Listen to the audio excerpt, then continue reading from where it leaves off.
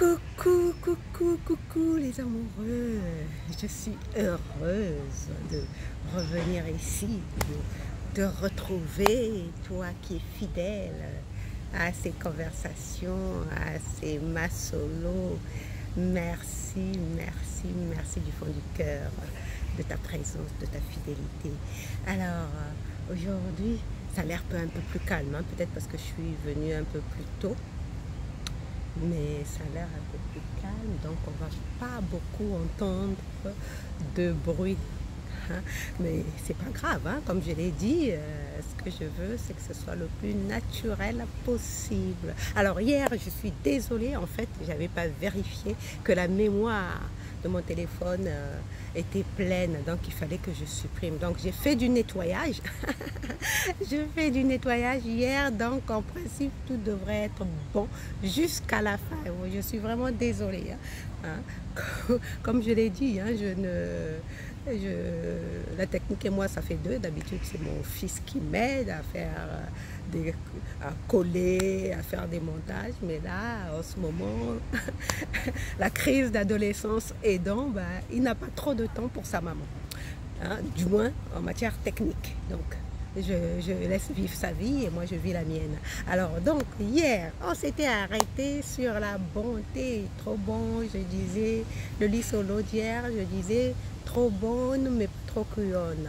Et surtout il faut être dans la gratitude.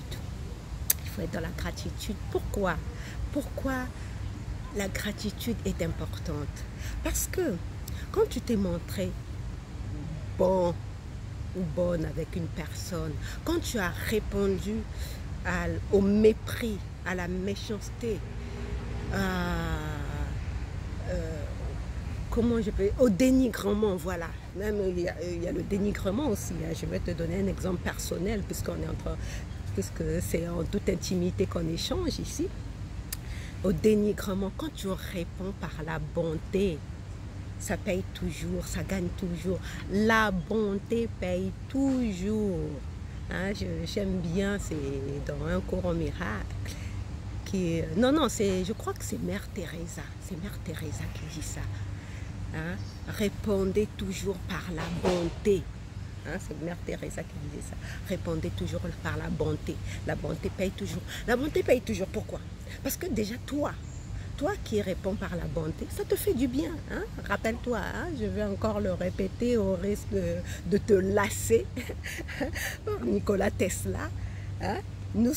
Pour comprendre ce monde, il faut penser en termes d'énergie et de vibration. Or, quand tu réponds par la bonté, à ton avis, dans quelle énergie tu es? Hein? Tu es dans des énergies positives. Et dans quelle vibration? Tu es dans des vibrations élevées, donc les vibrations de l'amour. Or, quand tu es dans des vibrations de l'amour, qu'est-ce qui se passe? Tu es créatif. Tu penses aux choses, tu as une vision à long terme. Tu n'as pas une vision à court terme. Tu vois beaucoup plus loin que le bout de ton nez. Tu ne te contentes pas de ce qui se passe à l'instant. Tu vois beaucoup plus loin parce que pour toi, tu es là pour vivre une expérience et tu veux que cette expérience soit la plus agréable possible. Donc c'est pour cela que tu vas choisir pour toi-même. En fait, cette bonté dont je parle, j'ai eu peur, j'ai cru que c'était un caca de pigeon. Hein, parce qu'il y en a partout, hein, des pigeons ici. Enfin, ça va. Donc je disais, cette bonté, d'abord, te montrer bon, c'est d'abord par égoïsme, c'est pour toi d'abord. Moi, en tout cas, c'est le choix que j'ai fait. J'ai fait le choix de la bonté parce que je revendique mon égoïsme. Je revendique le fait que je suis égoïste parce que je veux me sentir bien, je veux me sentir en joie tous les jours, je veux me sentir dans la bonne humeur, je veux baigner dans the good vibes, dans the good vibes, je veux baigner là-dedans, je veux que mon vortex, voilà, il s'agit de vortex, hein. Abraham X, je l'ai même acheté, je n'ai pas encore commencé de lire ce livre, mais il s'agit de vortex. Le vortex, c'est le tourbillon d'énergie qui est autour de toi. Or, toi, tu veux que ce tourbillon d'énergie qui est autour de toi soit plein de choses positives. Donc tu veux l'amusement, tu veux la bonté, tu veux la joie, tu veux le plaisir, les plaisirs sains, bien entendu, et pas les plaisirs qui nuisent à tes semblables. Tu veux le repos, tu veux la grandeur, tu veux la fortune, tu veux la paix, tu veux l'abondance, que ce soit l'abondance financière, que ce soit l'abondance matérielle. Enfin, dans ton vortex d'énergie, tu veux tout ce qu'il y a, tout ce qui te permet de croître. Hein? Tout ce qui te permet de croître, donc c'est ce que tu veux dans ton vortex d'énergie. Et quand tu choisis la bonté, ben, tu es dans un vortex d'énergie positive. Et ça paye toujours, ça paye. Et je me rappelle, donc je disais que j'allais te donner un exemple. Avec mon ex, hein, celui qui m'avait emmené à Toulouse, hein, quand je vivais en couple, voilà, quand je vivais en couple, hein, quand je vivais en couple, mon partenaire, on avait décidé de se séparer. Mais même quand on avait décidé de se séparer, on vivait quand même dans la même maison et on faisait chambre séparée. Hein. Chacun vivait sa chambre. Sauf que, étant donné que l'appartement, c'est rigolo quand j'y pense, hein, étant donné que l'appartement, c'est lui qui avait signé le bail. C'était un appartement en location, c'est lui qui avait signé le bail. Et pourtant, on s'était mis d'accord que moi, je devais payer ma part de loyer et que tout allait. Mais dans ces mauvais jours, je ne sais pas ce qui se passait dans son esprit, je ne sais pas ce qui se passait dans sa tête. Il se réveillait comme ça et commençait à me chercher des histoires pour des rien du tout dans la maison, mais sans tête ni queue. Et moi, face à ça, je restais stoïque. Je ne disais rien. Je restais stoïque. Et au bout d'un certain temps de ces attaques intempestives pour un oui ou pour un non, un jour, parce que à chaque fois, je restais stoïque et je continuais ma vie. Et un jour que j'en avais assez, parce que moi aussi un jour, j'ai eu certainement la visite d'un petit démon qui m'a visité ce jour-là, mais même si j'ai failli saboter ce processus, heureusement pour moi, j'étais toujours dans la bonté.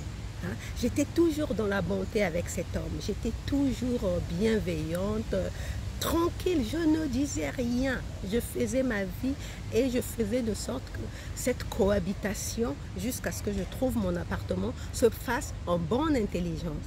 Donc, ce jour-là, après moult attaques, j'en ai eu assez. Je me suis dit, je crois que c'est le mauvais démon qui est venu m'importuner à ce moment-là. Je me suis dit, je vais lui régler son compte ce soir quand je rentre du boulot. Donc j'étais allée travailler et je me suis dit, je vais lui régler son compte à ce type parce que j'en ai assez. Tu vois, parfois, nous pouvons être dans un processus d'élévation spirituelle. Donc nous avons tellement travaillé sur nous, à être dans la bonté, dans la bienveillance, dans la compassion, dans le pardon. Nous avons tellement cumulé d'énergie positive,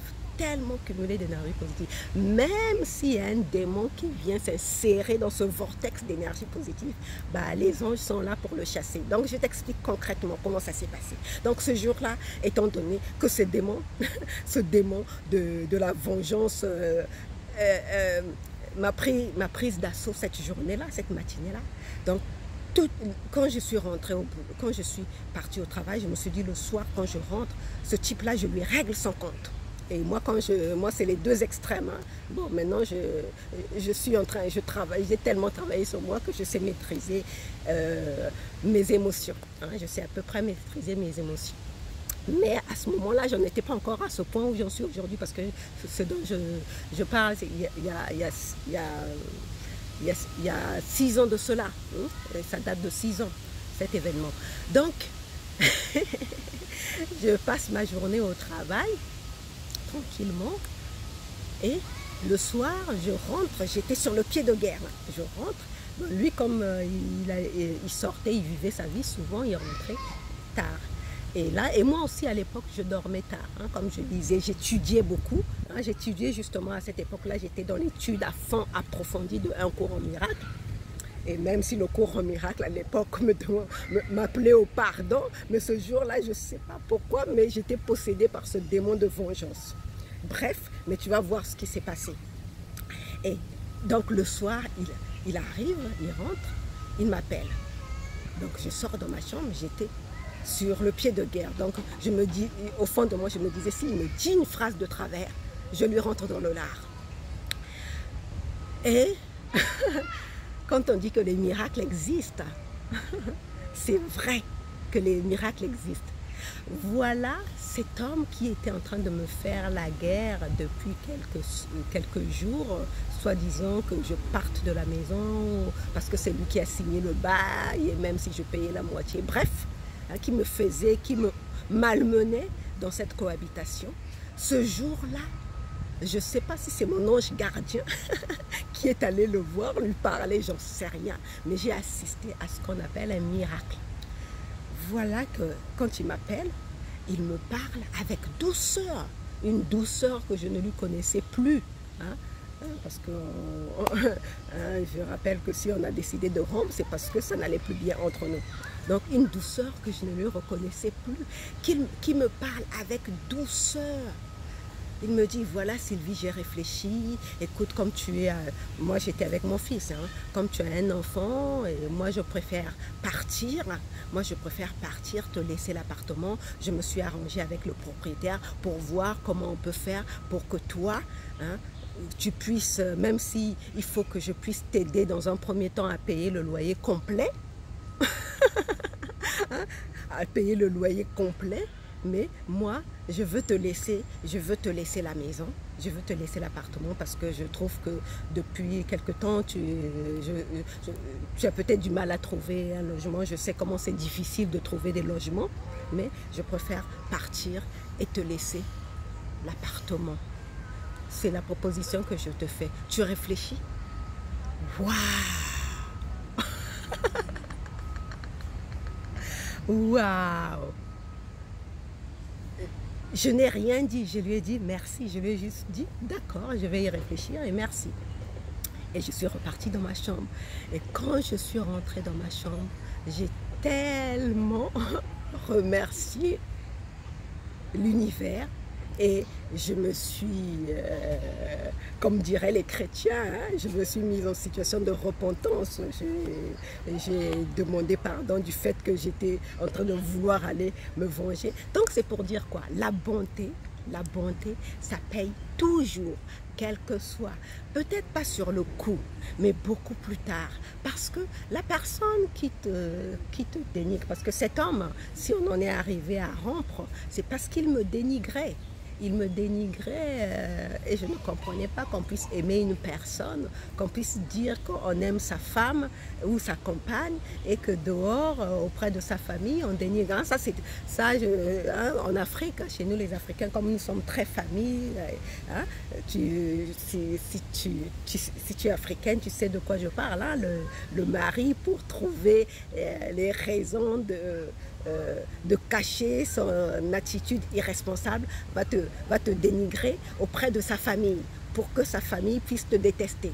Et heureusement, dans mon cas, j'avais ma belle-mère de mon côté donc, qui connaissait bien son fils, donc qui ne rentrait pas dans son jeu de dénigrement. Mais quel que soit, moi ça me touchait quand même, je ne suis qu'un être humain, hein, ça me touchait que la personne avec qui je partage ma vie puisse aller me dénigrer auprès de sa famille et puis par la suite venir me parler de vivre ensemble et plus tard se marier. Non, pour moi ça n'avait aucun sens. Hein. Donc tu vois que la bonté paye toujours face aux attaques de l'autre, face au mépris de l'autre, face... Alors je ne sais pas ce qui se passe, l'image est en train de changer de texture, je ne sais pas si c'est le soleil, mais bon, dans tous les cas, je crois que ça va continuer là. Alors, donc, c'est pour dire que la bonté, ça paye toujours. Et tu rends grâce, justement. Pourquoi tu rends grâce? Parce que il se passe, quand tu te montres bon, quand tu te montres bienveillant, quand tu te montres... quand tu pardonnes, quand tu pardonnes ce qu'on te fait, ça paye toujours. Si ça ne paye pas dans l'immédiat avec la personne qui t'attaque, qui te dénie, qui te méprise, qui t'insulte, mais ça payera d'une façon, d'une autre plus tard. Et moi, bah, c'est ça que j'ai eu ce jour-là. Et depuis ce jour-là, cet homme m'a laissé tranquille. M'a laissé tranquille jusqu'à ce que je trouve mon appartement et que je déménage. Et même, la cerise sur le gâteau, c'est qu'il m'a aidé. Il m'a aidé à emménager dans le nouvel appartement où je suis allée vivre. Donc c'est pour dire qu'en face de toi, il y a des humains. En face de toi, il y a un être humain qui souffre. Hein, donc, hier, je parlais de la bonté, dans nos relations. Donc, en face de toi, il y a une personne qui souffre, mais qui ne sait pas comment se dépatouiller avec cette souffrance. Donc, toi qui travaille sur toi, toi qui élève ta conscience, regarde cette personne avec compassion. Regarde cette personne avec compassion, et pardonne-lui. Mais pardonner cette personne, pardonner à cette personne ne veut pas dire rester avec. C'est ça l'erreur que nous commettons souvent dans nos relations. Quand on nous dit pardonne-lui, pardonne à ton mari, pardonne à ta femme, oui, tu lui pardonnes. Tu lui pardonnes dans le sens que tu lui dis ce que tu m'as fait. Ça a peut-être eu de l'effet sur moi sur le moment, ça m'a peut-être fait mal, mais aujourd'hui c'est oublié. Mais par contre, je constate que toi et moi, on ne peut pas cheminer ensemble. Donc, je prends ma route, je poursuis ma route et toi tu poursuis ta route. Mais le pardon ne veut pas forcément dire qu'on reste ensemble. Hein, c'est le cas par exemple des hommes qui battent leurs femmes.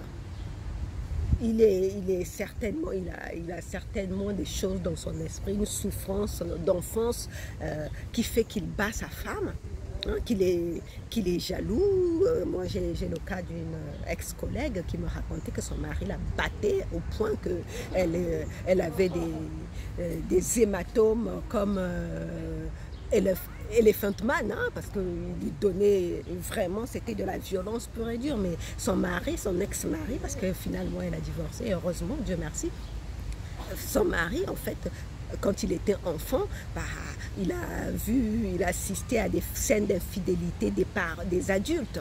Et ça l'a traumatisé. Ça l'a traumatisé, il a vu sa mère tromper ouvertement, pas ouvertement, il a vu sa mère tromper son père, et il a vu des voisines tromper leur mari.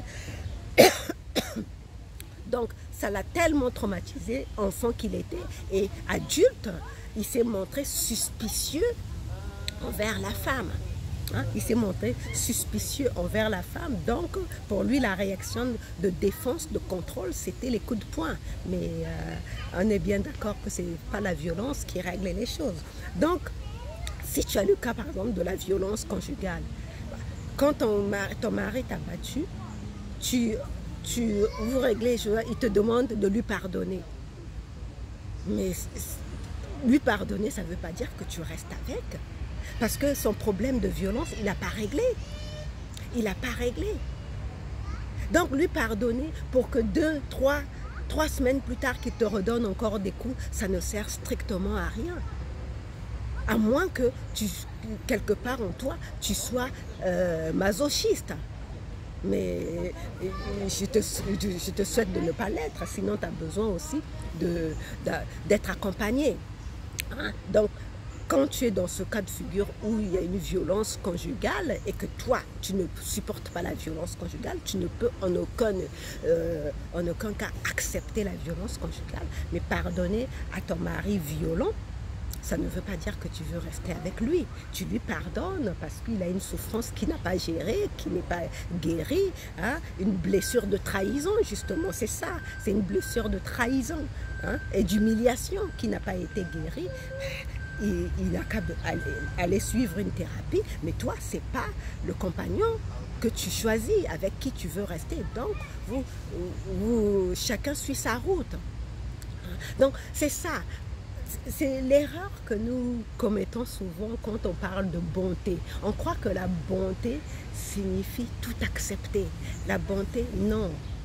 La bonté signifie seulement, comme je le dis, protéger tes good vibes, protéger ton être et rester dans un vortex d'énergie positive, vouloir évoluer dans sa vie. Donc, tu laisses la personne, si tu peux l'aider d'une certaine manière en lui conseillant des thérapeutes ou quoi que ce soit, ou si tu as des pistes à lui conseiller, tu le lui conseilles. Mais en tout cas, toi, en aucun cas, tu dois subir les assauts de cette personne sous prétexte qu'il faut pardonner. Ça n'a rien à voir. Hein, ça n'a rien à voir sous prétexte qu'il faut que tu sois dans la bonté. Ça n'a rien à voir. Hein. Donc, quand tu dis merci, quand tu manifestes de la bonté envers des personnes qui sont ingrats avec toi et que malgré tout, on te demande de rendre grâce. Rendre grâce dans ces situations-là, ça veut tout simplement dire que tu remercies le divin de t'avoir ouvert les yeux, de t'avoir montré le genre d'expérience que tu ne veux pas vivre. C'est ce que ça veut dire littéralement. Ça te montre le genre d'expérience que tu ne veux pas vivre. Donc, toutes les relations que tu as connues, toutes les relations amoureuses, toxiques que tu as connues, quand on te demande de rendre grâce, d'être dans la gratitude, ça veut tout simplement dire que ces expériences t'ont servi à te mener là où tu es maintenant. Ce sont des messagers. Toutes ces expériences, toutes ces personnes sont des messagers qui sont là pour te montrer, comme on le dit dans l'Ho'oponopono, des mémoires enfouies en toi que tu ignorais. Donc ces mémoires-là se présentent sous forme d'un individu violent, d'un individu alcoolique, d'un individu drogué, comme c'était mon cas. Hein. Moi, j'ai enchaîné un dealer, un drogué, un alcoolique. Toutes ces personnes sont venues, sont des messagers pour te dire, voilà les mémoires que tu avais en toi. Est-ce que tu les gardes ou tu les libères? C'est pour cela que dans Ho'oponopono, on parle de... Il y a 4 phrases, 4 mots magiques. Désolé, pardon, merci, je t'aime. Désolé, pourquoi? Tu es désolé parce que tu avais gardé en toi toutes ces mémoires. Tu vois, tu ne savais pas, tu ignorais que tu avais ces mémoires. Donc, tu es désolé de t'être infligé. Parce que c'est, comme je le disais dans une vidéo précédente, nous sommes la cause de tous nos malheurs. Mais être la cause de ces malheurs, ça ne veut pas dire se flageller. Puisqu'on est dans l'ignorance, nous sommes ici des amis. Nous sommes, la plupart d'entre nous, en état d'amnésie. Donc, ces personnes qui viennent à nous, viennent nous rappeler ces mémoires que nous avons. Ces mémoires enfouies et qui viennent même de notre transgénérationnel. Donc, quand tu dis désolé, c'est pour ça, c'est pour dire désolé, je ne savais pas que j'avais gardé ce genre de mémoire en moi. Pardon. Pardon, mémoire, parce que pardon, ces personnes-là, ce sont tes mémoires. Tu leur dis pardon de vous avoir gardé en moi pendant toutes ces personnes. C'est pour ça que tu leur pardonnes. Pardon. Et quand tu dis merci, merci de m'avoir révélé ces mémoires. Donc désormais, je n'ai plus besoin de vous, mémoire, parce que vous avez accompli votre mission. Peut-être que je vous avais gardé inconsciemment pour une mission d'éveil, pour une mission d'élévation de conscience. Mais maintenant, je vous remercie d'avoir joué votre rôle. Maintenant, vous pouvez partir. Je t'aime. Je t'aime parce que toi, mémoire, c'est par amour que tu as voulu jouer ce rôle. Donc, je t'aime. Merci. Donc, tu le libères. Et toi, quand tu fais ça, Hein. Les pratiquants d'Ho'oponopono peuvent témoigner, hein, des bienfaits de l'Ho'oponopono. Quand tu fais ça, tu te sens tellement libre. Moi, aujourd'hui, en matière de relation, je n'ai aucune rancune. Parce que pour moi, c'est une énergie en moi. Garder une rancune à une personne, à un ex, pour moi, c'est de l'énergie que j'enlève de ma coupe qui déborde. Hein? Je t'invite, je mettrai certainement le lien ici. J'ai fait un live, j'espère que je t'invite à me suivre sur ma page Facebook L'amour en soi, parce que là, pendant tout le confinement, j'ai partagé des lives, et pendant les vacances, hein, j'ai partagé des lives sur les relations amoureuses, et un live où je parlais de la coupe qui déborde. Hein. Notre coupe déborde, ça c'est en référence au psaume 23, ma coupe déborde de joie, de bien-être. Et garder rancune à quelqu'un, ça veut dire que j'enlève de ma coupe. Or moi, je veux que ma coupe continue de déborder. Donc pour moi, il est hors de question, littéralement, de garder rancune à un ex. Mais par contre, c'est pas parce que je pardonne que je veux forcément renouer avec un ex. Si cet ex n'a pas élevé sa conscience, si cet ex n'est pas au même niveau vibratoire où j'en suis moi aujourd'hui, mais je vois pas pourquoi je vais renouer avec lui sous prétexte que je lui ai pardonné. Le pardon, ça ne veut pas dire qu'on se rabiboche. Le pardon, ça veut tout simplement dire, au risque de me répéter, ça veut tout simplement dire que tu libères de la personne de la rancune, de la culpabilité qu'elle peut avoir de t'avoir d'une manière ou d'une autre fait du mal. Donc tu la libères. Elle est libre d'aller vivre sa vie. C'est ça la bonté. Elle est libre, tu la libères d'aller vivre sa vie. Hein? Mais par contre, parce que ça va être le sujet d'un autre lit solo, est-ce qu'il faut renouer avec l'ex? J'avais déjà fait une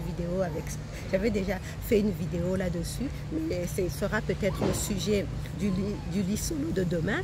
Mais pour résumer, on pardonne à l'ex, tu peux pardonner en manifestant de la bonté, mais renouer, c'est en fonction du niveau de vibration. Parce que si tu as un niveau de vibration qui est élevé et que ton ex est resté à un niveau de vibration inférieur, mais pourquoi veux-tu renouer avec? Et surtout, si tu constates que ton ex qui revient vers toi, ça je vais en débattre, je vais détailler ça dans un autre lit solo, parce que là je vois que le temps passe. Si tu constates en discutant avec ton ex qui revient vers toi, si tu discutes avec lui et que tu te rends compte que son niveau vibratoire est inférieur au tien, hein? On parle de longueur d'onde, que sa longueur d'onde n'est pas la même longueur d'onde où tu es. Prends juste l'information. C'est une information qui t'apporte pour te dire « Ah, tu as encore du travail à faire. » C'est tout ce que ça veut dire, mais ça ne veut aucunement dire. Faut pas, hein, j'aime pas dire faut pas, mais toi tu ne veux pas te laisser piéger par ton ego, dire « Ah, il a senti que je lui ai manqué, hein, maintenant il revient. » Non, non, non, non, ne te laisse surtout pas piéger par ce genre de situation, parce que c'est le piège de l'ego. Donc voilà. Je vais conclure en te disant que reste toujours dans la bonté dans tes relations. Réponds toujours par la bonté, parce que ça paye toujours. Si ça ne paye pas maintenant, ça payera beaucoup plus tard. Et toi, tu veux rester dans un vortex d'énergie, de good vibes. Toujours des good vibes, parce que tu veux élever ta conscience, et surtout être dans la joie et la bonne humeur. N'est-ce pas que c'est agréable? Waouh! C'est tellement bon de se sentir bien. Regarde, moi je suis au parc là, il y a des enfants qui jouent avec leur maman. C'est agréable, cette vue-là. Et je vais travailler, je vais aller travailler dans la joie et la bonne humeur. Et cette énergie, quand tu es dans cette énergie, même si au boulot il y a des collègues qui t'embêtent, ça ne peut pas t'atteindre, parce que tu as déjà fait. Hein? ton plein d'énergie le matin avant de partir. Sur ce pas, je vais aller embrasser mon arbre, parce que c'est mon rituel. Quand je viens dans ce parc, je vais aller embrasser un arbre et je te retrouve demain. Encore une fois, je te remercie. Pense bien à cliquer sur le lien qui est sous la vidéo pour me suivre sur mes pages Facebook, L'amour en soi et Un nu d'abord. Pour Un nu d'abord, je raconte mon histoire. C'est un livre autobiographique où je raconte mon parcours, et aussi le e-book offert. Le e-book offert où là, c'est carrément un processus, les 11 douceurs pour l'âme, d'évolution spirituelle sur le chemin de l'amour. C'est ça qui a créé l'amour en soi. Voilà, donc à demain, prends bien soin de toi et reste dans un vortex de good vibes. Bisous, bisous. Ciao.